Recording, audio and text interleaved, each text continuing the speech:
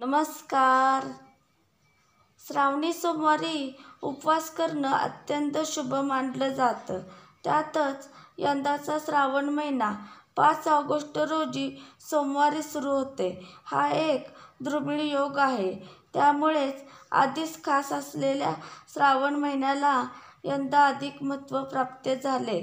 परंतु असं असलं तरी श्रावणी सोमवारी आणि या महिन्यातील इतर शुभ दिनी उपवास पाळणाऱ्या व्यक्तींना काही गोष्टी तंतोतंत पालन करणं आवश्यक आहे.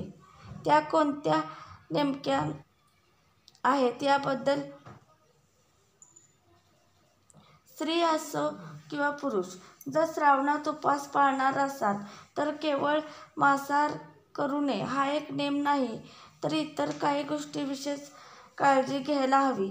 सर्वात महत्त्वाचं म्हणजे ब्रह्मचर्य पाळावं. पांढऱ्या वस्तूंपासून लांब राहावं.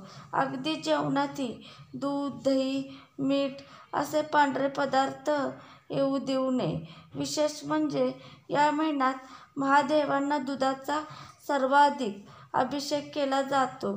मात्र असं असलं तरी श्रावण पाळणाऱ्या व्यक्तीने दुधाचं सेवन करू नये. श्रावणात शक्य असल्यास चांदीच्या भांड्यात अन्नपदार्थ खावे ते शुभ मानलं जातं. तर यापेक्षाही उत्तम म्हणजे मातीच्या भांड्यामध्ये जेवण करावं. त्यातून अत्यंत शुभ फळ मिळतं असं म्हणतात.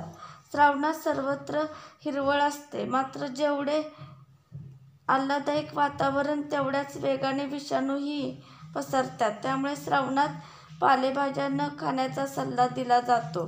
कारण या भाज्यांवर विषाणू चिकटलेले असू शकतात. ते शरीरात गेल्यास आपण आजारी पडू शकतो. महत्त्वाचे म्हणजे त्याच भाज्या प्राणीही खातात. त्यामुळे श्रावणात दूध सुद्धा पिऊ नये असे सांगितले जाते. माझा व्हिडिओ आवडला असला तर लाईक व शेअर व कमेंट व सबस्क्राईब करा. धन्यवाद. श्री स्वामी समर्थ.